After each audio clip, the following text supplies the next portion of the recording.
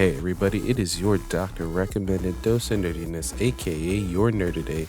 Carlos Rodriguez here with my first ever game of the year for Point in Progress. That's right, as the newest member of Point in Progress, I finally got to do one of these videos. Now, I've been inspired by these videos on this channel before I joined and made my own on my own channel back in the day, but it is the first time for me doing it as part of this amazing collective.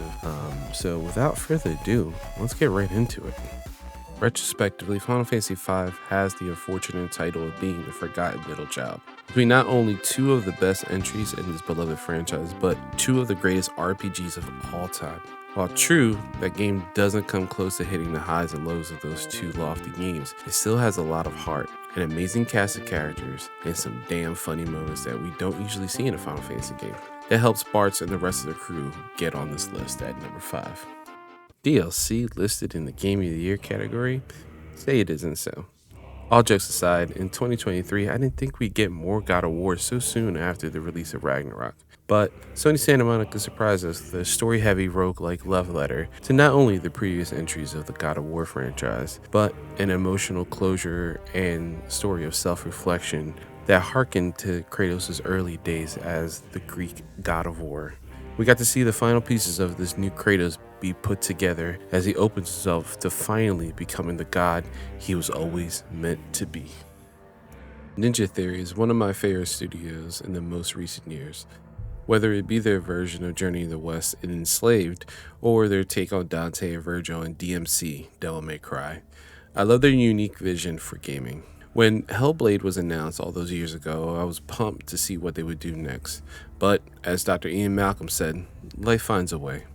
And I got extremely busy and missed playing it when it initially released. With Senua's Story getting a sequel this year, I figured it was a great time to jump into the first entry and see what all the fuss was about. And man, did it deliver. Not only did we get an amazing performance from Senua's actor, Melina Juergens, but we also got an amazingly captivating story about love, loss, and a raw look at mental health. Few pieces of entertainment are able to pull this off in such a meaningful way in today's day and age, but Ninja Theory is one of those special studios out there that can do it.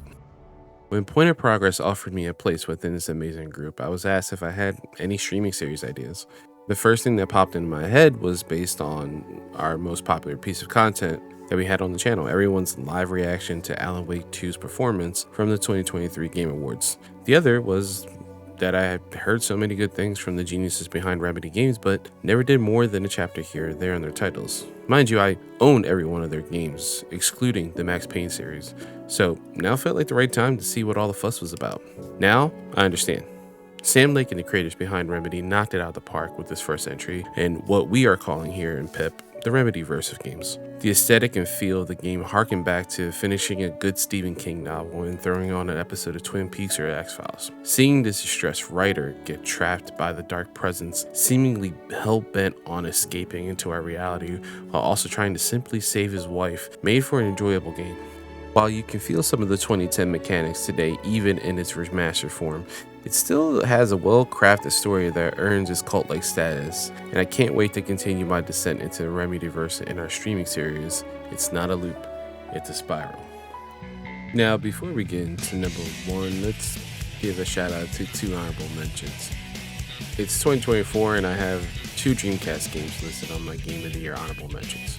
God, the hold that system has on a teenage Carlos was something special. All these years later, I get to see 2 of the Dreamcast's seminal titles in Sonic Adventure 1 and 2 through new eyes as my son played them for the first time. The lovable hedgehog has, at least to me, been very dominant in the entertainment space. Between different cartoon series, anime, one of the longest licensed comic book runs in the industry, and, at the time of this writing, 3 well-reviewed and awesome movies thanks to Jeff Fowler, it felt like the right time to go full into Sonic with my firstborn. Where to start? Certainly Sonic Mania is a great title, but when I think of Sonic, it's hard not to think of these 2 adventure titles. And to witness his little 7-year-old face light up seeing Super Sonic and Super Shadow throw down in Sonic Adventure 2 was one of the coolest moments in my brief time doing this whole dad thing. So yeah, games from 1999 and 2001 respectfully have to go on this honorable mention list. And at number 1 should be no surprise for people who have been following me for a while on either social media or my personal YouTube channel, but it's Final Fantasy VII Rebirth. As I mentioned, my love of Final Fantasy is well documented online, and on this list, I have 2 entries from the seminal RPG franchise. But this year, we saw a continuation of the remake trilogy in Rebirth. Now that Cloud and crew have defied fate, what was going to be in store for them? Every trailer brought more questions and hype. Hell, we even got a PlayStation State of Play for Rebirth, a rarity in 2024. That's how special this launch was for this game. I dedicated 9.5 hours to everything Final Fantasy VII this year, content-wise, over at Chaos Bringers. Game-wise, when it was released, we were treated to an interesting concept of a game. While the criticism that it's mini-game heavy are valid, for the most part, the ending can be a bit of a head-scratcher, or not fulfill the promise of truly defying fate, as I assumed it would have at the end of Final Fantasy VII Remake. What did we get?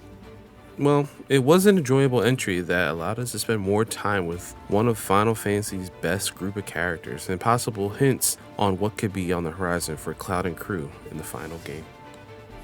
Well, that's it for my 2024 Game of the Year. Hope you enjoyed my list. If you have any comments, please let them know down below. You can find me here at Point in Progress, where me and Sly host our DC Graduates podcast series. You can find it on audio services as well, where me and Sly tell you every week that, hey, DC movies can be good as long as they're animated.